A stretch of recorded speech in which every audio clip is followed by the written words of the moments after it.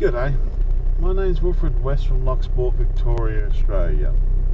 Today's date is the 1st of the 9th 2015 and it's 10 past 10 in the morning. And it's about 9 degrees. I'm trying to get out a bit earlier. Anyway, I hope you like this video and just so please subscribe.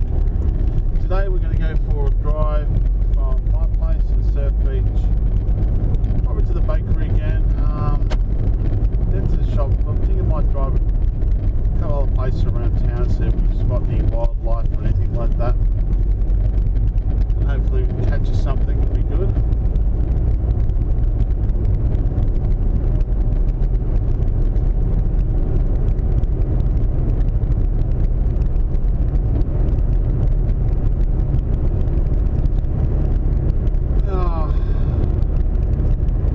I don't know if it's true, but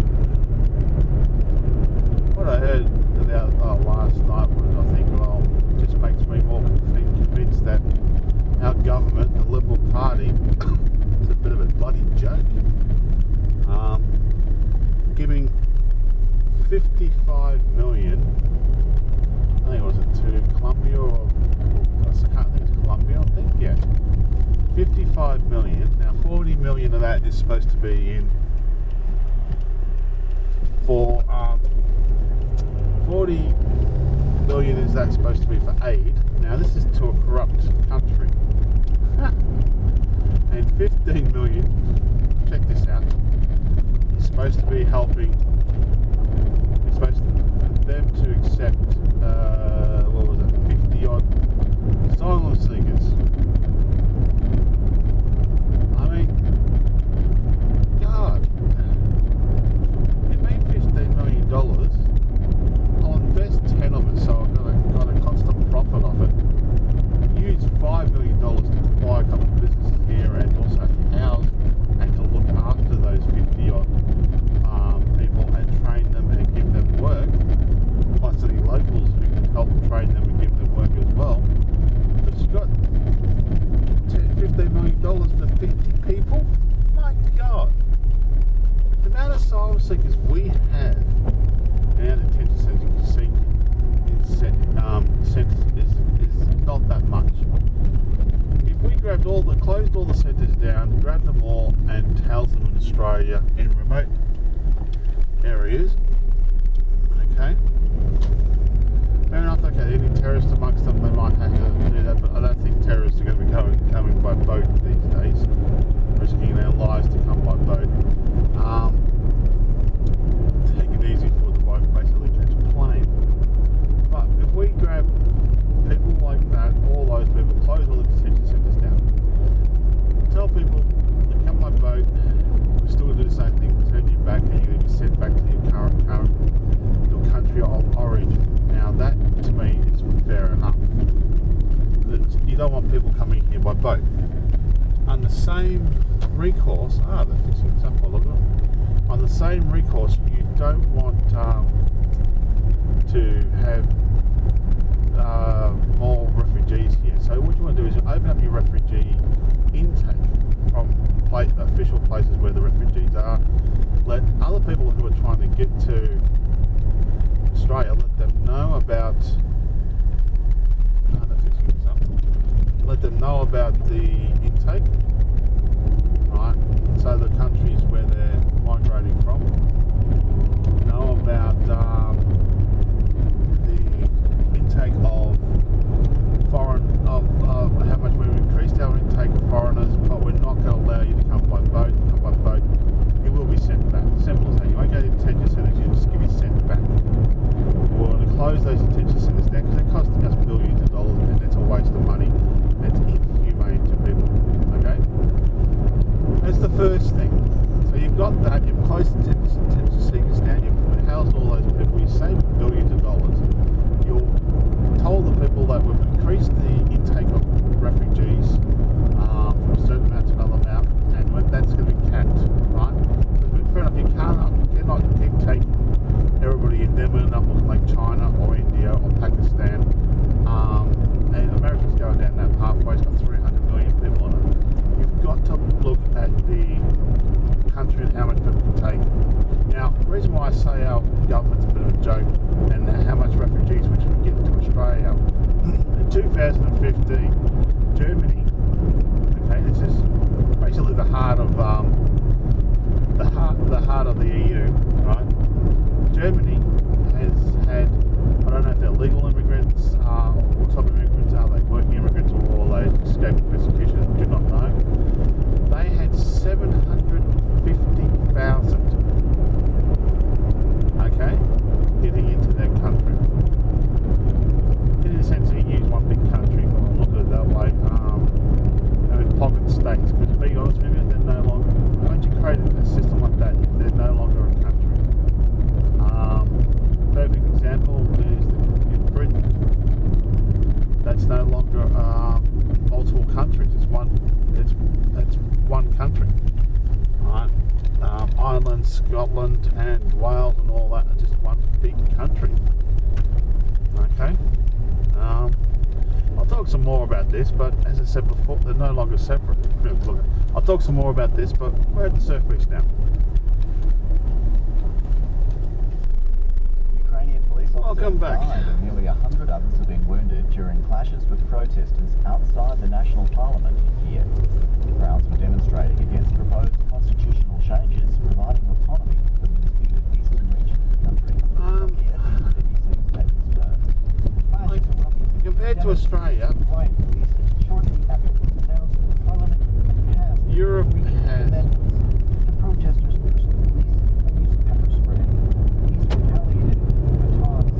Later, Europe gets thousands of immigrants in its borders every day, and our government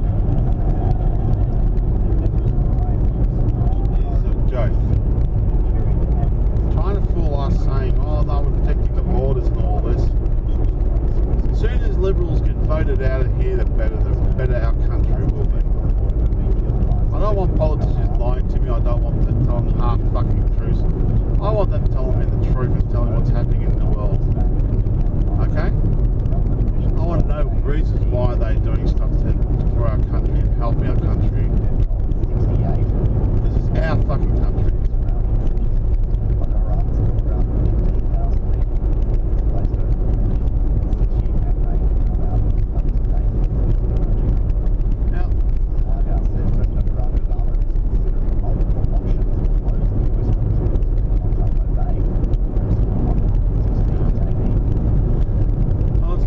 At the moment outside, it's about 10:37.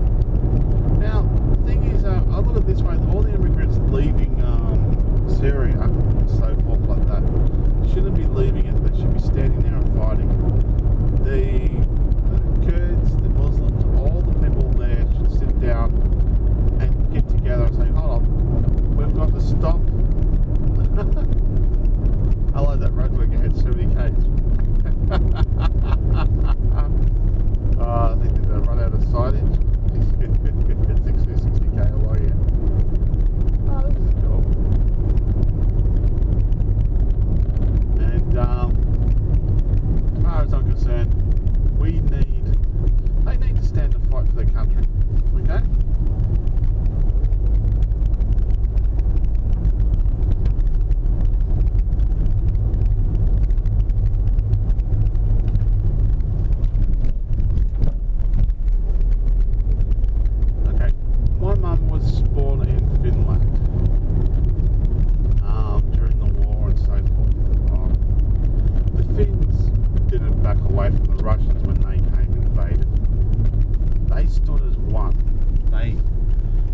Go of their religious beliefs, they let go of their political beliefs, and they said, we are Finns, we stand and we fight for our country. Right? They lost half their country to Russia because they said that where Mum's farm was about 15 k's away from St. Petersburg. They said that was too close, and basically the Russians started the war and they took half the country. Finns fought, got it back, and then had to hand it back to the fucking Russians because of what the Americans and everybody else was doing in that stage. So, but the thing is, every Finn that died, they were outgunned, they were outmanned, they were out everything. died? 50 Russians died. Now, I don't have any other countries in the world, but if you have a country that you're born in and that you love and you want to attack, you should be fighting for it, not running away from a battle. Okay? I'll talk some more about this when I get back.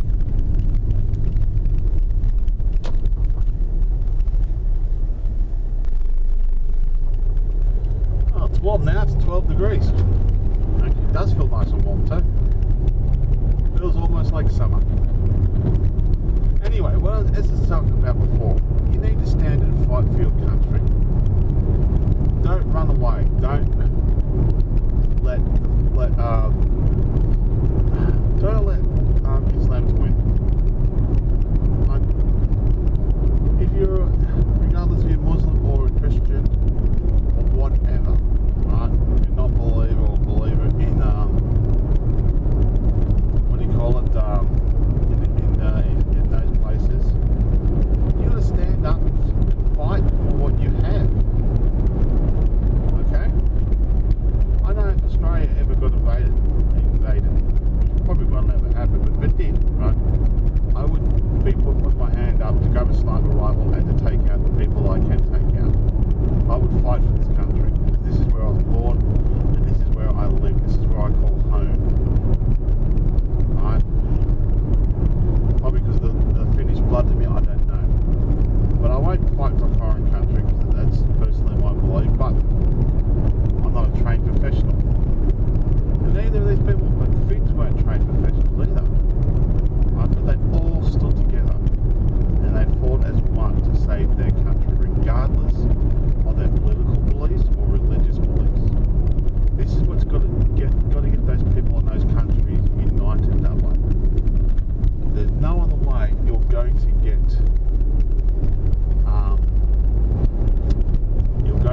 anything done. Yeah, you have the coalition forces bombing the crap out of the ISIS people, but arm your women and your men and send them back into battle.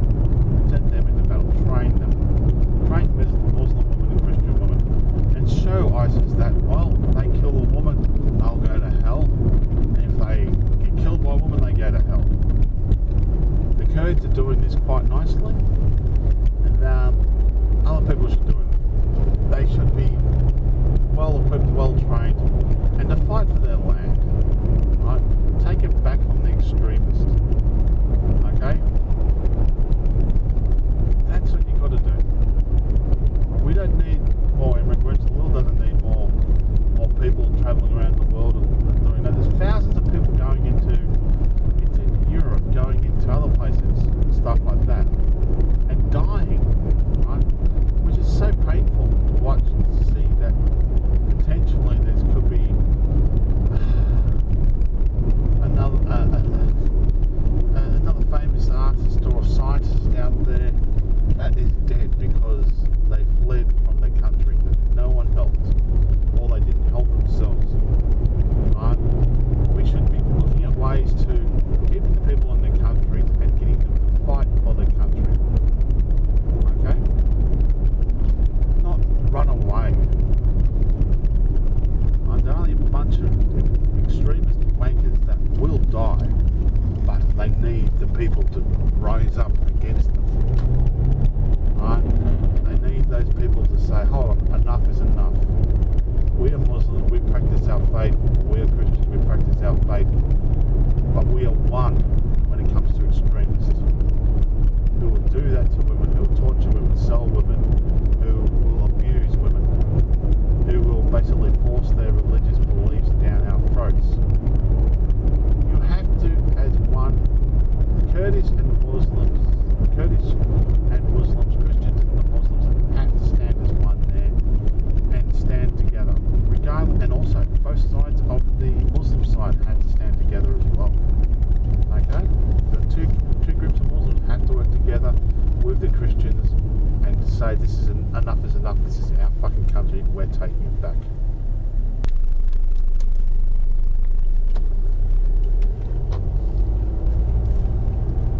Might be influence for us, and we've been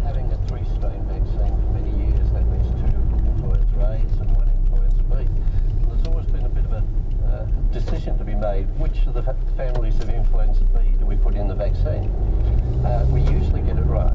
And the way we were running earlier on in the season, it looked like we had it right. It was a match for virtually all the B strains that were around. Then all of a sudden, out of the blue, we suddenly got the second family of viruses, the so-called Brisbane strain, now appearing, particularly in Queensland, and it really is having a big impact there. There is a 4-strain vaccine available, but it's only been brought into the country in small amounts.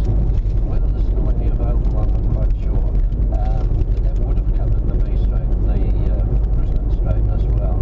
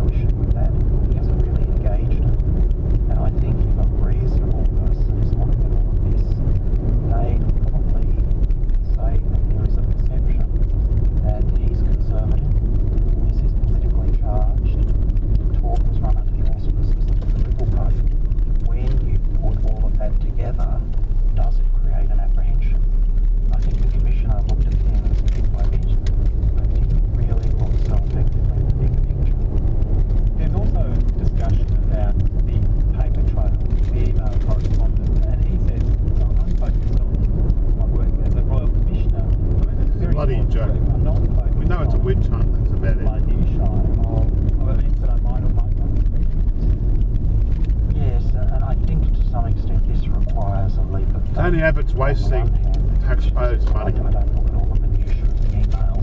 by having this bloody witch hunt. That's personally my personal opinion. Yeah, there's probably corrupt people in the Labor Party and in the what's on unions, but there's also probably corrupt people in the Liberal Party as well. Okay, so I think it's a bloody just a witch hunt.